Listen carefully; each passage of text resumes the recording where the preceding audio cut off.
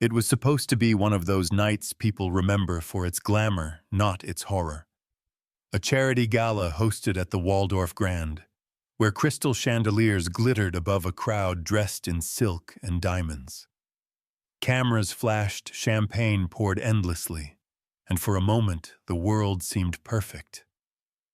Among the guests stood Evelyn Hale, 7 months pregnant, her hands resting on her belly, as if trying to hide her exhaustion behind a polite smile. Her pale blue dress looked modest next to the designer gowns swirling around her, but she didn't care. She wasn't there to shine. Her husband, Nathan Drake, was. Nathan was the kind of man people either envied or feared, a self-made millionaire investor, tall, confident, with that practiced charm that made people listen. He knew how to fill a room without saying much. But that night, his smile was tighter than usual. Beside him, in a scarlet dress that caught every flash of light, stood Lydia Blackwell, his mistress. She leaned close and whispered something that made him laugh loud enough for Evelyn to hear across the room. Evelyn's stomach twisted, but she said nothing. She'd learned to survive his temper by staying silent. She had begged him to let her stay home. Her feet were swollen, her back ached, but Nathan had snapped, "You'll come and smile. I won't have you embarrassing me by hiding." So she came. The music swelled, waiters glided by, and for a few fleeting moments, she thought she could disappear into the background. But when her trembling hand reached for a passing glass of wine, fate intervened. A single drop of red spilled across Nathan's pristine white sleeve. The room went still. The quartet stopped playing mid-note. Evelyn froze, whispering, "I'm so sorry." But Nathan's face darkened, a storm in slow motion. "You stupid woman," he hissed, grabbing her wrist. His voice sliced through the silence, sharp and cold. The crowd stared, pretending not to watch, but unable to look away. Evelyn tried to pull free. "Please, Nathan. Not here." "Why not?" he said, loud enough for everyone to hear. "Maybe they should see what kind of wife I have." He yanked her toward the center of the ballroom, past stunned faces and untouched glasses. From the charity auction display, he tore down a decorative leather whip meant as a collector's item, nothing more. For a heartbeat, everyone thought he was bluffing. Then the first strike cracked through the air. The sound was so sharp it silenced the world. Evelyn screamed, the pain searing through her back, through her breath, through her unborn child. The second strike came harder, then another. Someone gasped. Another whispered, "Stop him." But no one moved. No one dared. Nathan Drake, the man people toasted to, invested with, admired, lashed his pregnant wife 300 times before he stopped. The marble floor gleamed with champagne and blood. Evelyn collapsed, whispering to the child inside her, "Hold on, baby. Please hold on." The crowd stood paralyzed, frozen between fear and guilt. No one wanted to be the first to intervene. To them, Nathan wasn't a monster. He was money, influence, reputation. The kind of man people feared to cross. And so they stood still, watching one of the city's most powerful men destroy his wife in public. Later, people would say it didn't seem real, that it was too brutal, too sudden, too wrong to have happened in a ballroom under crystal chandeliers. But it did. And that night, the illusion of wealth shattered, exposing something far uglier, the violence hidden behind power and the silence that enables it. Outside the grand ballroom, the world still looked perfect. Cars waited in neat lines. The doorman smiled, and the night air smelled faintly of roses and money. No one out there knew that inside everything beautiful had already shattered. When Richard Hale stepped through the tall glass doors of the Waldorf Grand, he expected music and applause. Instead, he was met with silence so heavy it felt alive. Guests stood frozen, their faces pale, their eyes fixed on something at the center of the room. And there she was, Evelyn, his only daughter, crumpled on the marble floor, her pale blue dress torn and soaked in blood. For a moment, Richard couldn't move. The scene didn't register as real. A father isn't supposed to see his child like that, broken, shaking, and covered in pain he wasn't there to prevent. Every instinct in him, every ounce of power he'd built as one of the most feared CEOs in the country, collapsed into a single human truth: he had failed to protect her. Slowly, he walked forward. His polished shoes clicked against the floor, each step echoing like judgment. The crowd parted instinctively, no one daring to breathe. And when he finally reached her, Nathan Drake, his son-in-law, was still standing there, whip in hand, chest heaving with rage and pride. Mr. Hale, Nathan stammered, his confidence slipping. "This isn't what it looks like." But Richard didn't raise his voice. He didn't shout or curse. He simply looked at him, calm but terrifyingly certain, and said the words that froze every living soul in that room. "You just beat my daughter." The sentence hit harder than any whip could. It wasn't loud. It didn't need to be. The way he said it, steady, low, full of restrained fury, made it clear that a line had been crossed that could never be undone. He knelt beside Evelyn, his hands trembling slightly as he lifted her head. Her skin was cold. Her lips trembled when she whispered, "Dad, I'm sorry." Richard's voice softened. "You have nothing to be sorry for." When he looked back up, his expression had changed. The businessman was gone. In his place stood a father, a man stripped of pretense, stripped of diplomacy, stripped of everything except a single purpose. Nathan's smirk faltered for the first time. He took a small step back, as if sensing that the real power in the room had just shifted. Cameras flashed quietly, capturing the moment that would later dominate every news headline in America: the billionaire abuser and the father who walked into hell to take him down. Richard stood still, holding Evelyn protectively as paramedics rushed in. Blood stained his hands, but he didn't seem to notice. He turned to the crowd, business partners, investors, politicians, and said nothing. He didn't need to. The look in his eyes said it all. "I will make you answer for this." That night, as Evelyn was carried out on a stretcher under flashing ambulance lights, Richard followed close behind. He didn't speak to the reporters swarming the entrance or the security guards whispering his name. He just stared ahead, silent, steady, his face carved in stone. For years, he had fought business wars in boardrooms and crushed competitors through contracts and numbers. But now the battle was personal. This time, he wasn't defending a company. He was defending his blood. And deep inside, something shifted. The spark of vengeance began to burn, quiet but unstoppable. The man who had built empires was about to tear one down, piece by piece. The wail of sirens cut through the night like a wound that refused to close. The flashing red and white lights painted the streets of Manhattan as the ambulance raced toward St. Mary's Hospital. Inside, Evelyn Hale lay still on the stretcher, her breath shallow, her body trembling from exhaustion and trauma. Her hands rested protectively over her belly, as if her touch alone could shield her unborn child from what had just happened. Beside her sat Richard Hale, his hands clenched, his heart pounding in a way it hadn't in decades. He had faced markets, crashing lawsuits worth billions, even political wars, but nothing compared to the sight of his daughter covered in blood, whispering for her baby to hold on. When they arrived, the doors flew open. Doctors rushed her away, their voices calm but urgent. Richard followed until a nurse stopped him at the operating room door. "You can't go in, sir." He froze, powerless for the first time in his life. All his influence, his money, his name, none of it mattered here. Behind that door, his daughter was fighting for her life, and he could only stand there waiting. He sat in the hallway for hours, staring at the floor, the sterile white tiles reflecting every regret he had ever buried.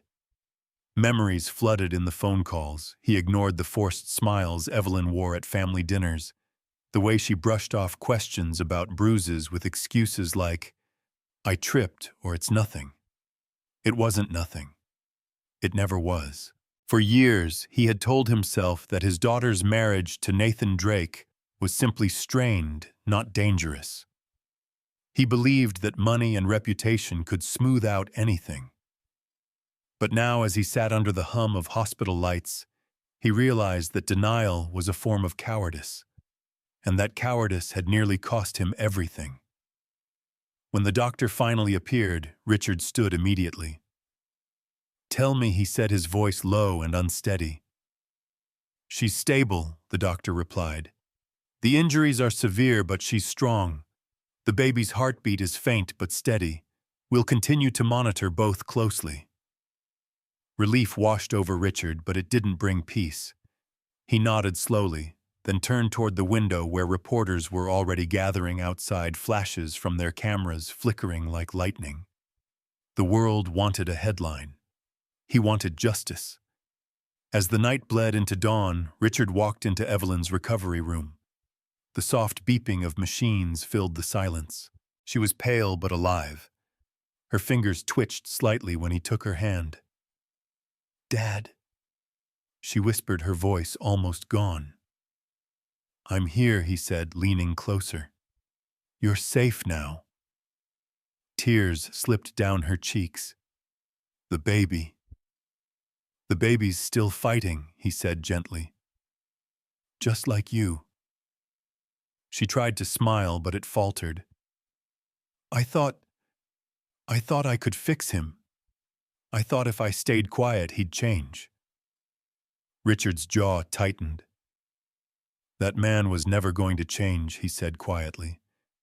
"Men like him only understand power. And now he's about to learn what real power looks like." She blinked, startled by the cold steel in his tone. "What are you going to do?" He looked down at her hand in his and exhaled slowly. "What I should have done a long time ago. I'm going to destroy him, but I'll do it the right way. Through truth, through law, through everything he thought he was above." For a moment she just stared at him, her eyes glassy from pain and medication. "I don't want revenge," she whispered. "I just want peace." He nodded.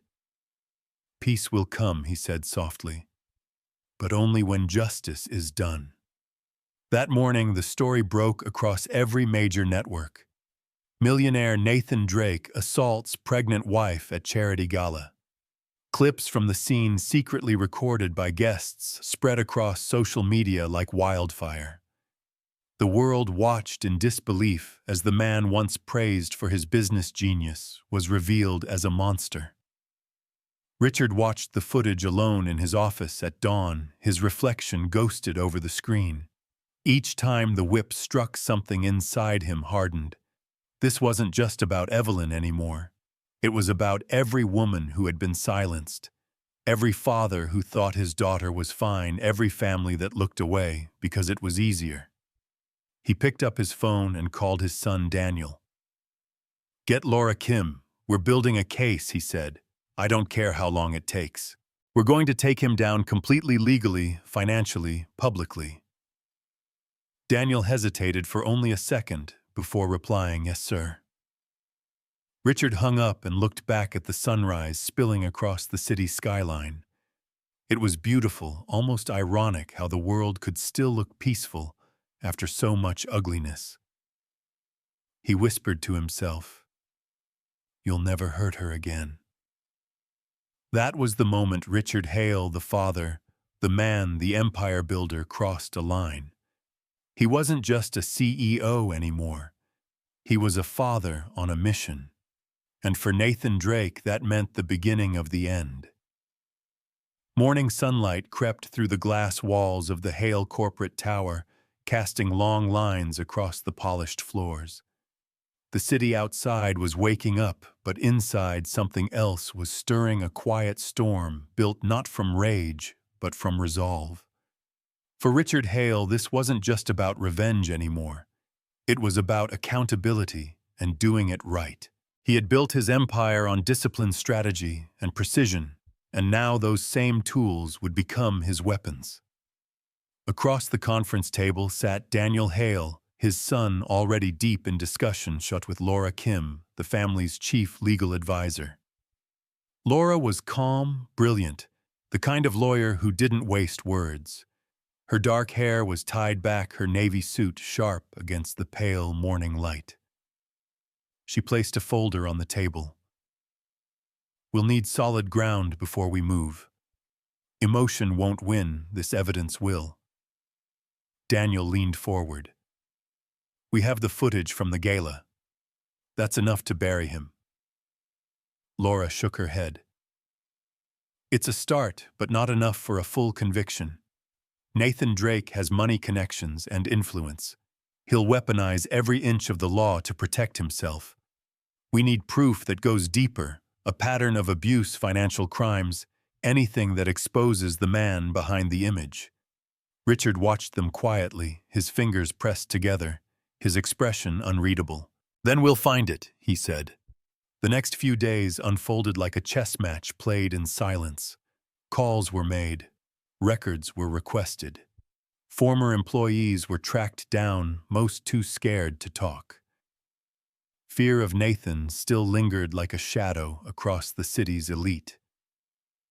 But one name stood out, Megan Ross, a woman who had once worked as the head housekeeper in Nathan's home. She had left the job months earlier without warning. Rumor had it she'd seen things no one else dared to mention. When Laura finally found her, Megan was living in a small apartment on the outskirts of Brooklyn. Her hands trembled when she opened the door. "I knew someone would come," she whispered.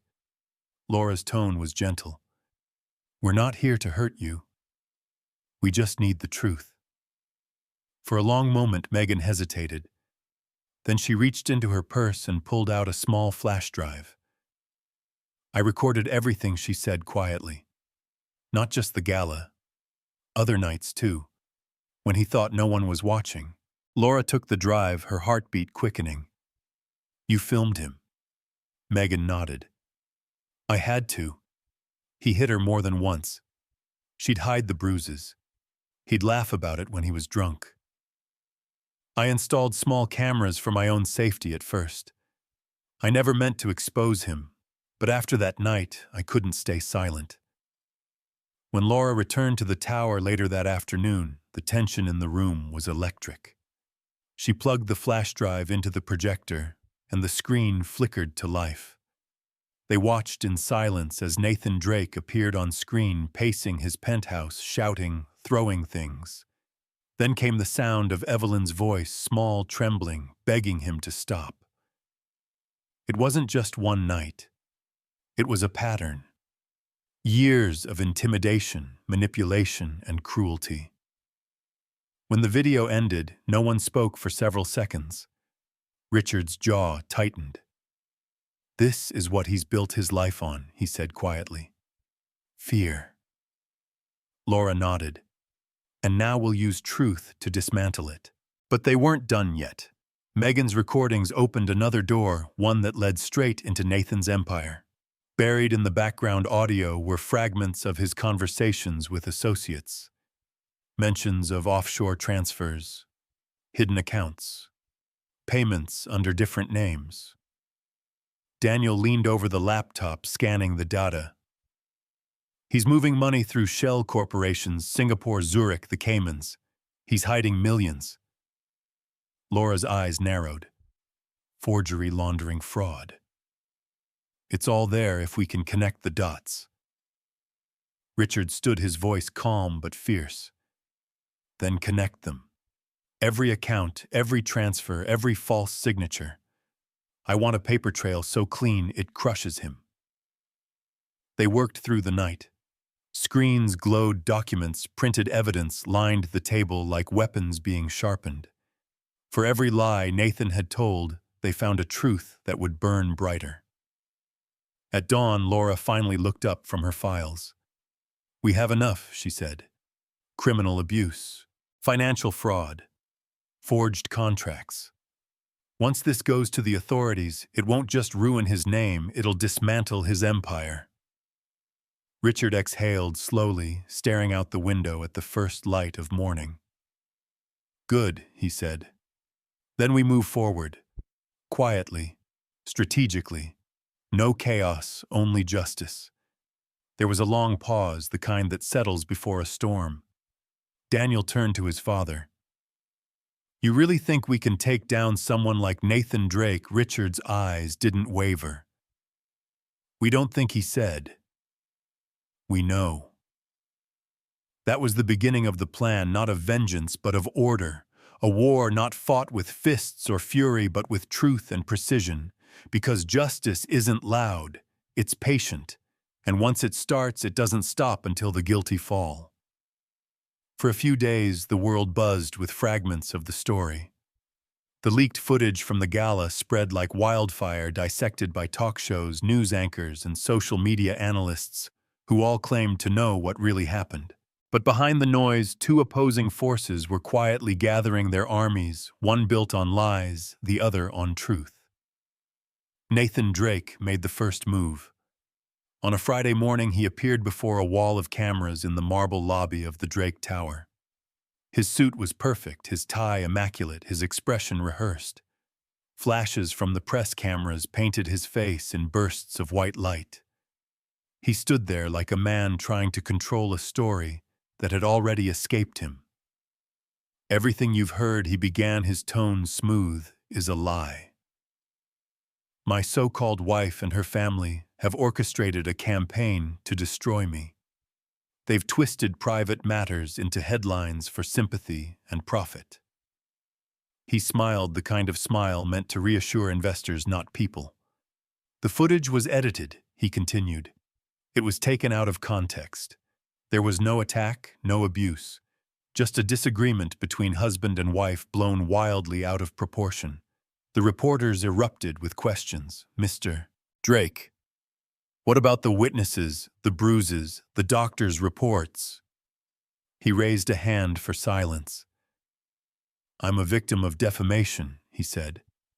"The truth will come out soon enough." But behind the cameras, no one truly believed him. His voice trembled ever so slightly. The confidence that once defined Nathan Drake was cracking under the weight of his own deception.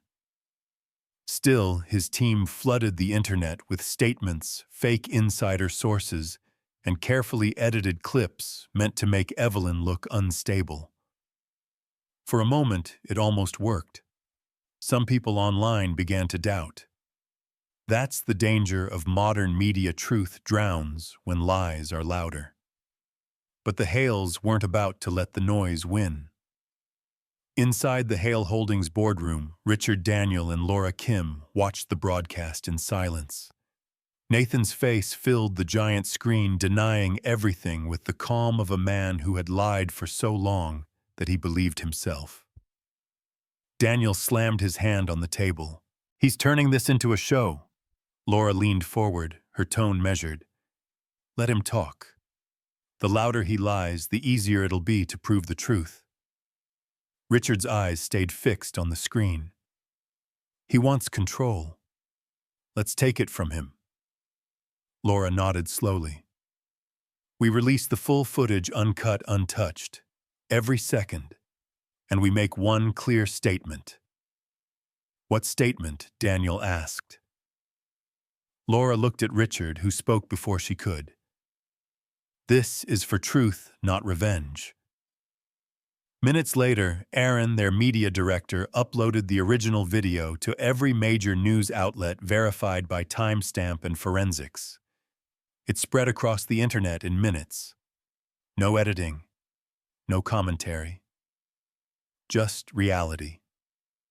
Nathan Drake in his tuxedo standing in the ballroom, whip in hand. Evelyn's voice pleading. The crack of leather against skin. The silence of the crowd. And then Richard Hale's voice entering the frame, calm, steady, and unforgettable. "You just beat my daughter." The world stopped scrolling. The footage hit harder than any statement could.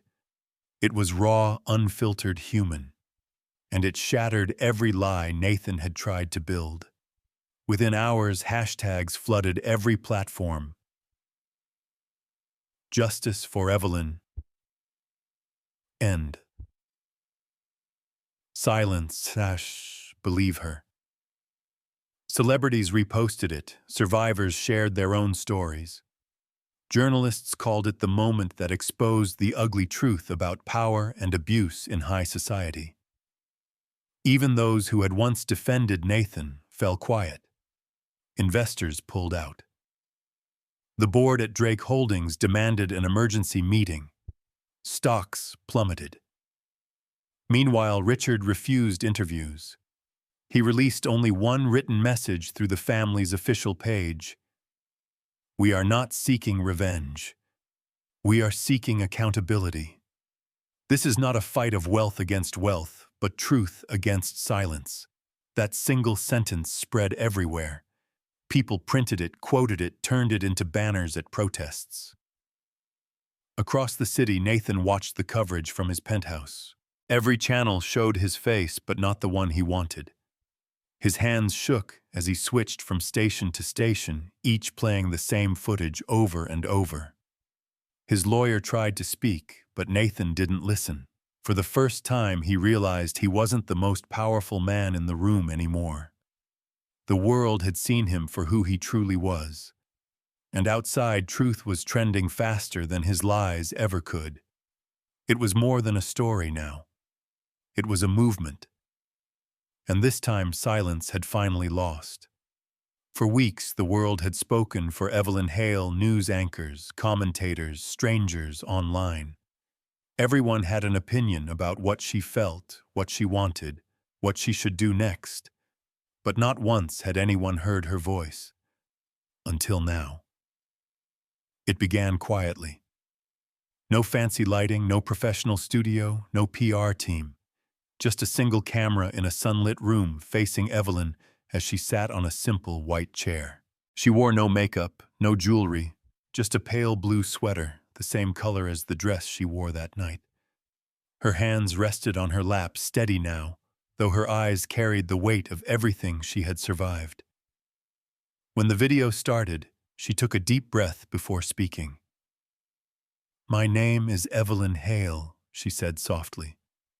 "And for a long time I let silence protect the wrong person." Her voice wasn't angry.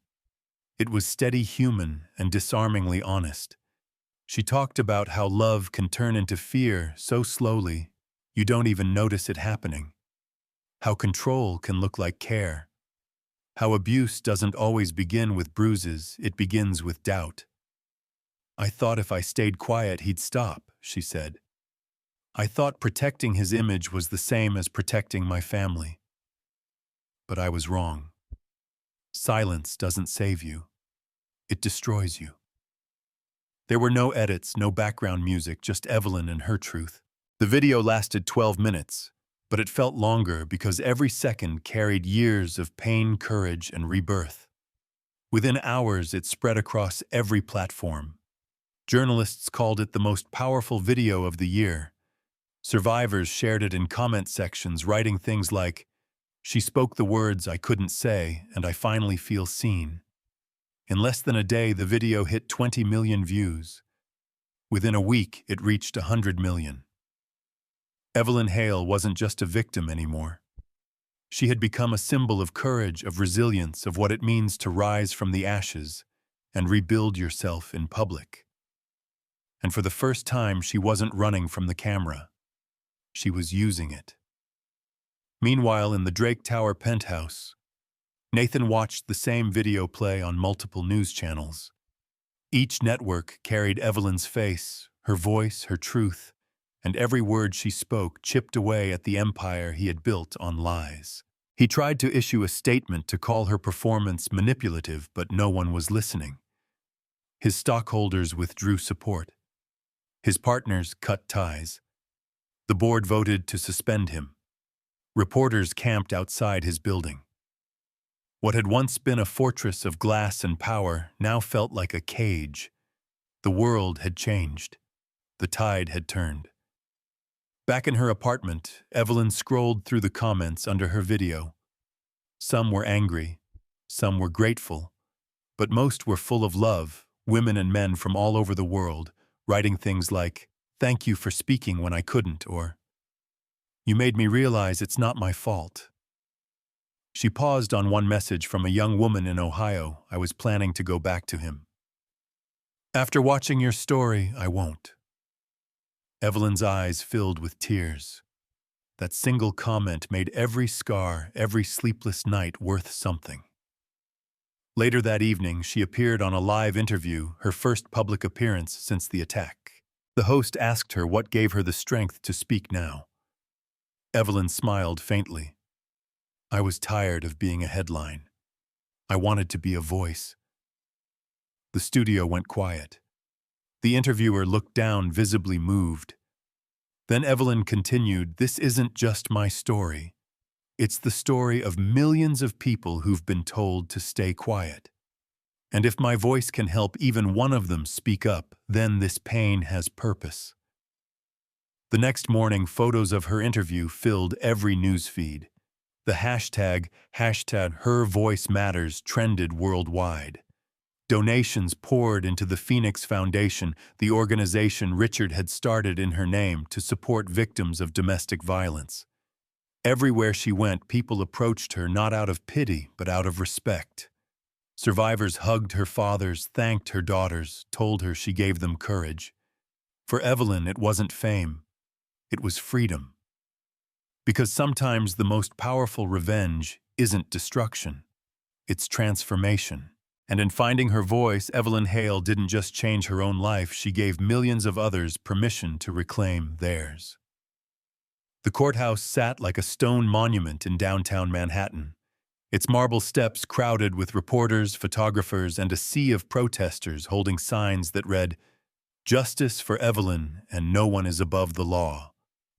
The morning air was cold, but the tension was electric. Inside those walls, after months of noise, grief, and outrage, the truth would finally have its day. Inside, the air was thick with whispers and camera clicks. Every seat in the public gallery was filled, survivors, journalists, lawyers, even strangers who had followed Evelyn's story since that first viral video. When Evelyn Hale entered the courtroom, the room fell silent. She walked slowly, one hand resting on her abdomen, her pregnancy now nearly full term. Her face was calm but not detached. It was the face of someone who had stopped running. Behind her, Richard Hale walked with quiet strength. His presence alone carried the gravity of a man who had built empires but would trade them all for this single moment of justice. At the opposite table sat Nathan Drake, his once flawless appearance replaced by exhaustion and fear. His hair had grayed, his suit hung loose, and the arrogance that once defined him had drained away. He looked like a man finally meeting the mirror he had avoided all his life. When the judge entered, the room stood. The gavel struck once, echoing like a countdown. "Court is now in session," the judge said. The prosecution began with the evidence everyone had already seen, but this time it played not on phones or news broadcasts, but on a courtroom screen framed by the weight of the law. The video from the gala flickered to life. The crowd watched in silence as Nathan raised the whip. The sound cracked through the speakers. Evelyn's scream filled the room. Even though most had seen it before, something about hearing it in this space under oath, under law, made it unbearable. A few spectators quietly wiped tears. When the footage ended, the prosecutor's voice broke the silence. "This," she said, pointing to the screen, "is not just evidence. It is the cost of silence." One by one, witnesses took the stand. Megan Ross, the former housekeeper, testified about the hidden cameras, the bruises Evelyn had tried to conceal the nights she heard her crying through closed doors.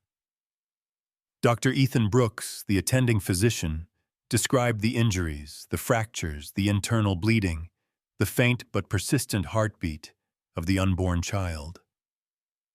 The fact that both survived, he said, is nothing short of a miracle.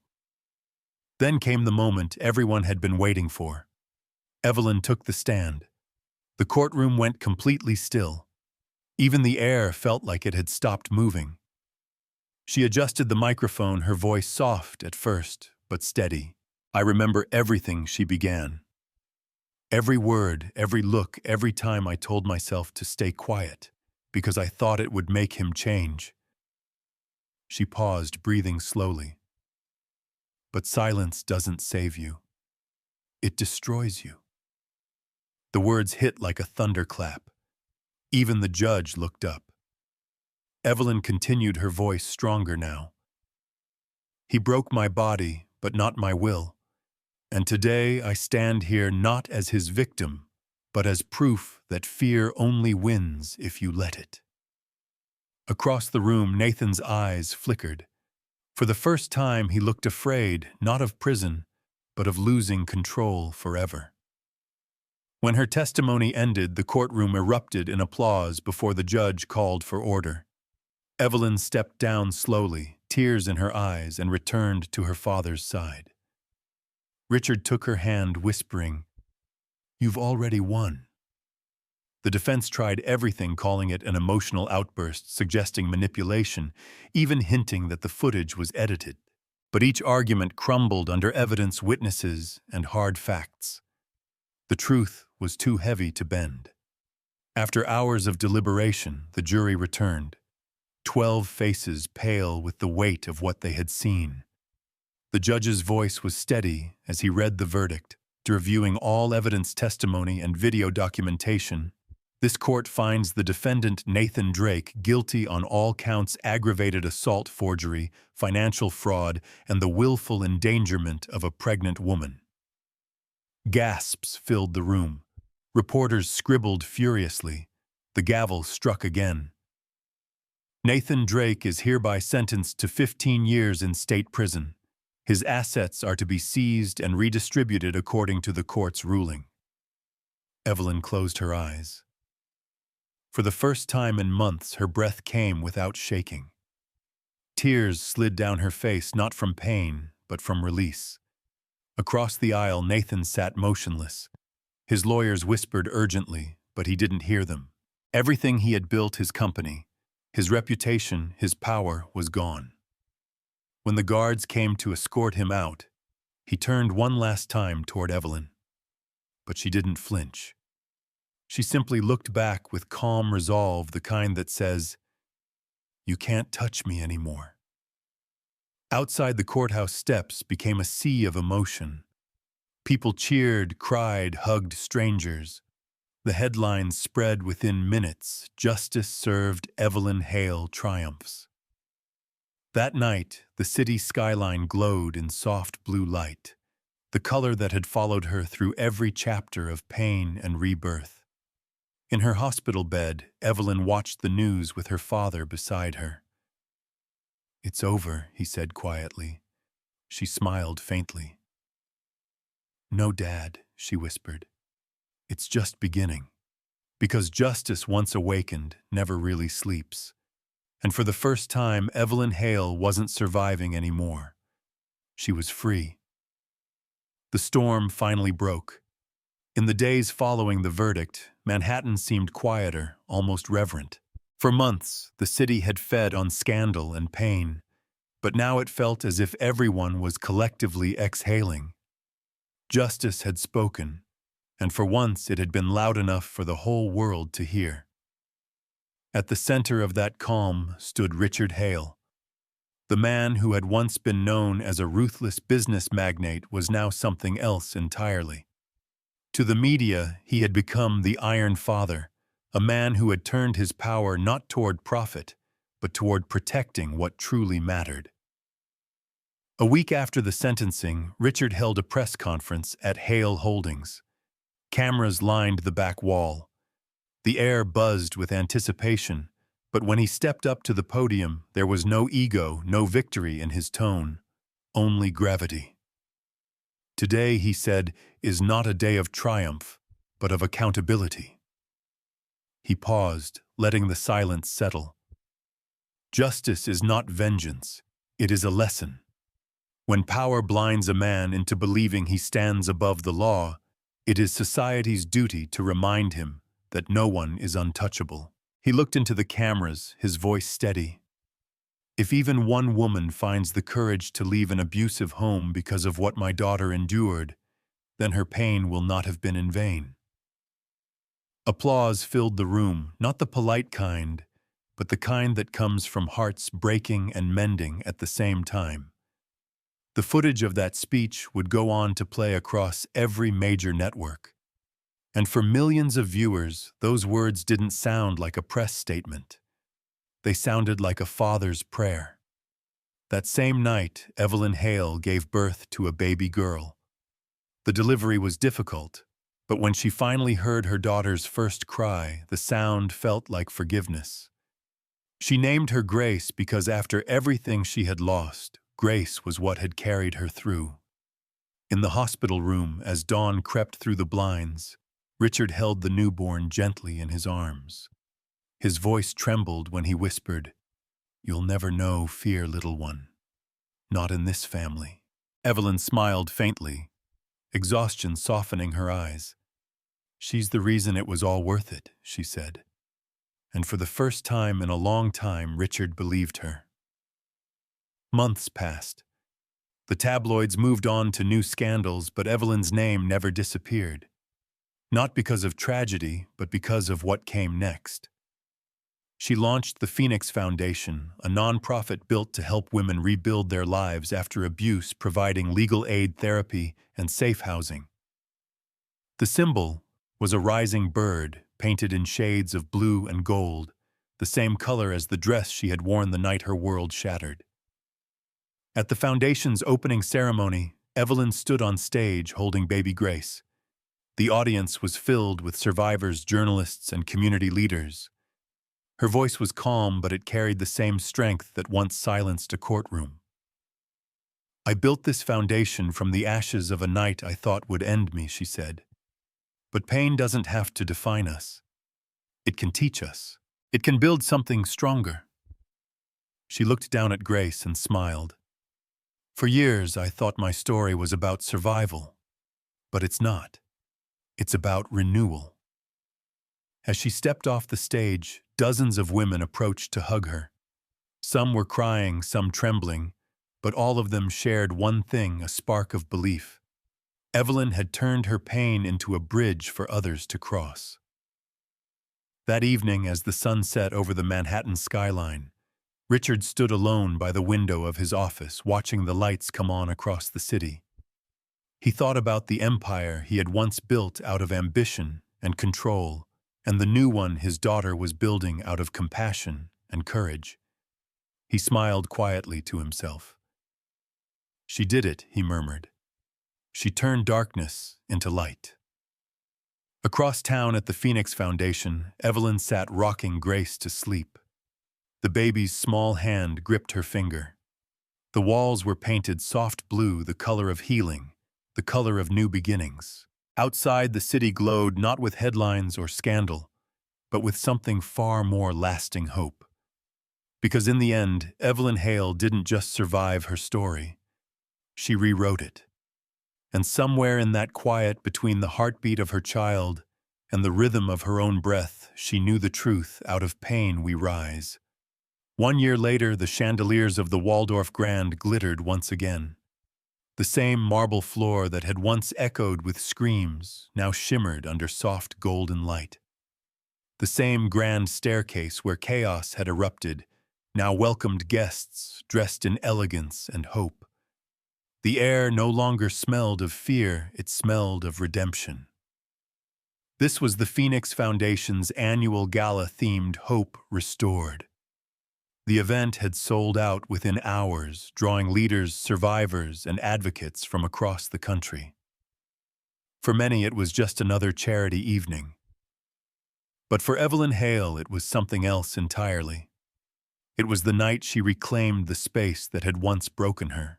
Behind the stage curtain, she took a slow breath, smoothing the folds of her pale blue gown, the same color as the one she wore a year ago, but this time redesigned by her own hand. The fabric was softer, freer, flowing like water, instead of binding like armor.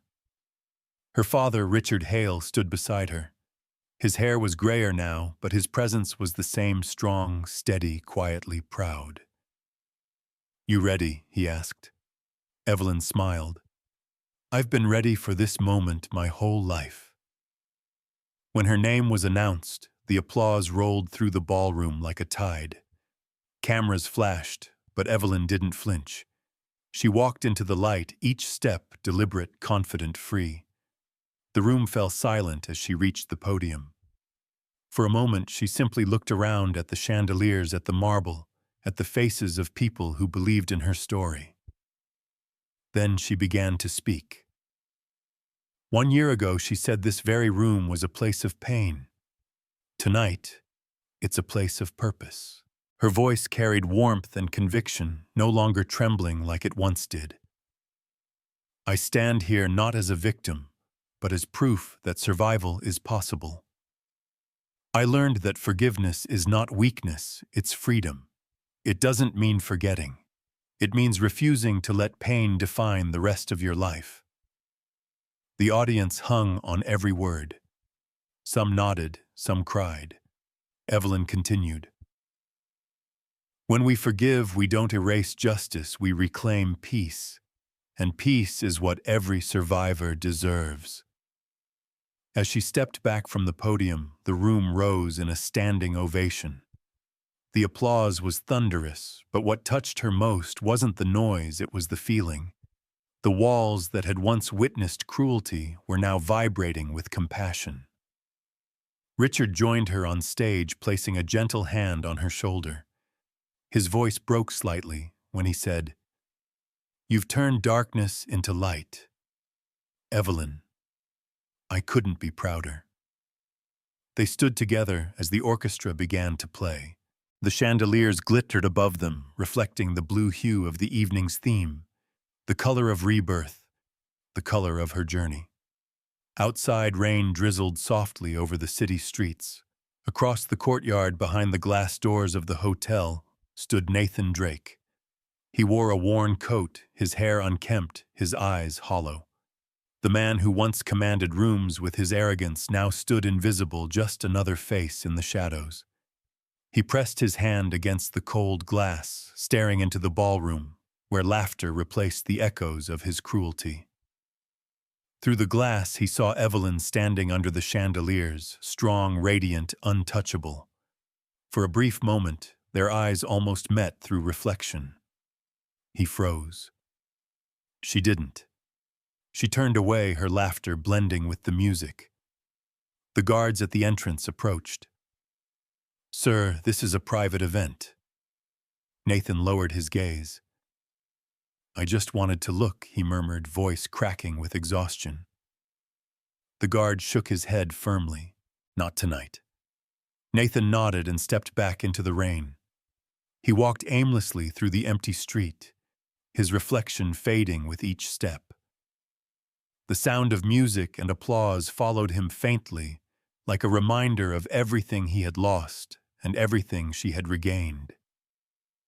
Inside, Evelyn and Richard stood by the stage watching guests dance and laugh.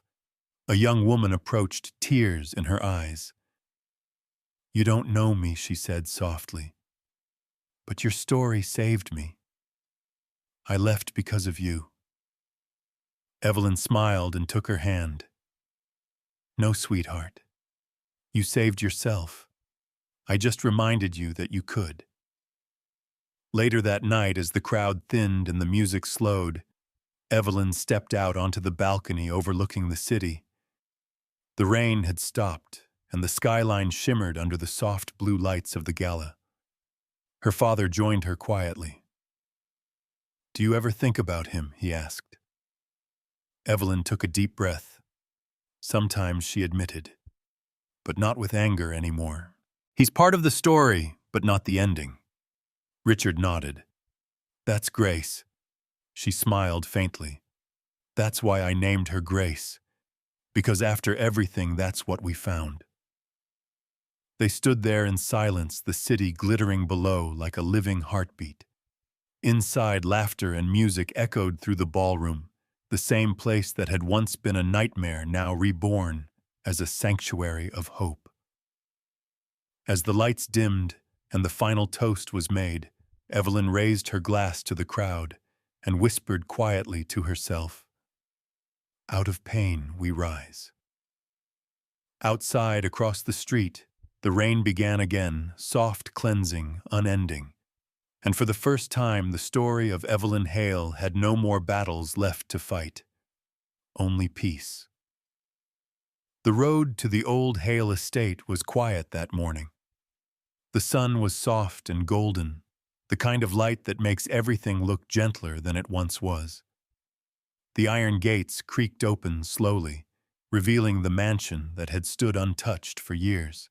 Its windows reflected the sky not as a mirror of wealth, but as a witness to memory.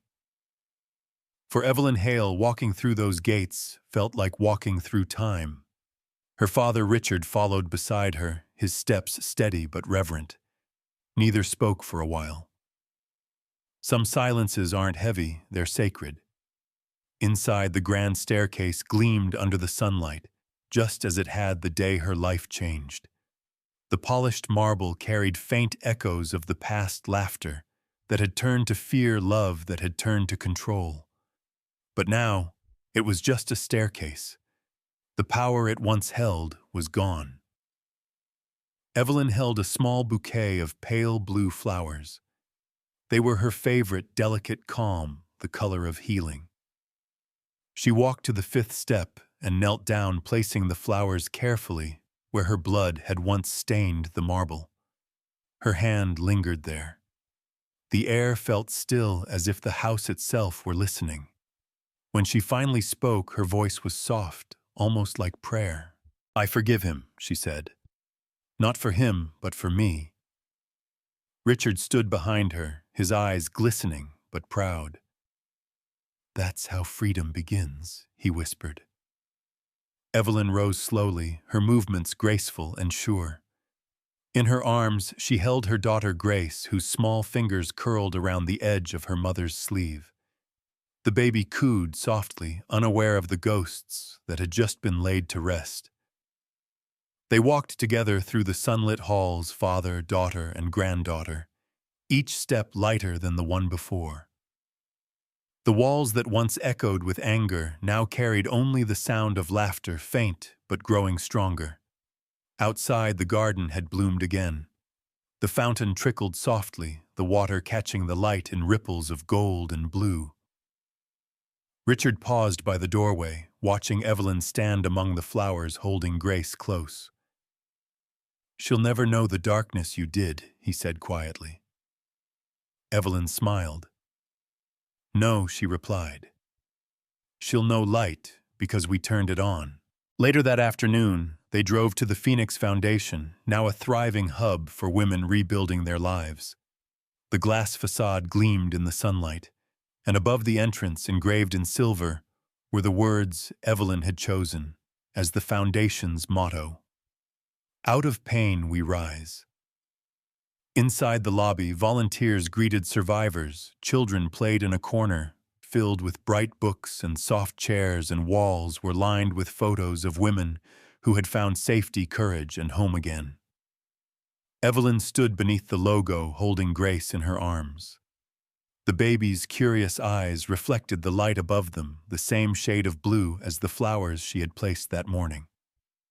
For a moment, Evelyn simply looked around, letting it all sink in. She had rebuilt her life not by erasing the past, but by transforming it. The mansion, the courtroom, the foundation, all of it had become proof that pain could be repurposed into strength. Richard joined her, resting a gentle hand on her shoulder. "You've done more than survive, Evelyn," he said. "You've created something that will outlive us all." She smiled, tears welling in her eyes. Then maybe that's what forgiveness really is, she said. Not forgetting, not excusing, but creating something good enough to outweigh the hurt.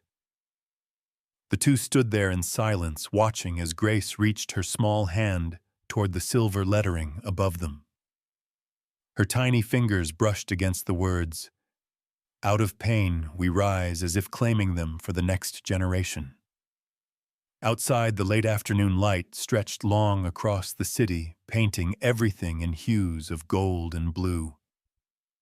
The air was quiet, peaceful, full of the promise of new beginnings. And in that quiet, Evelyn knew her story had come full circle. She wasn't defined by what had broken her anymore. She was defined by what she had built from the pieces. As the doors of the Phoenix Foundation closed behind her, she looked down at Grace and whispered, "You'll grow up free, my love. That's my gift to you."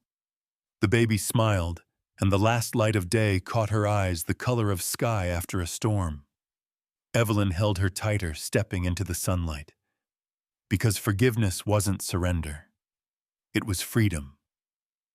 And it was hers at last.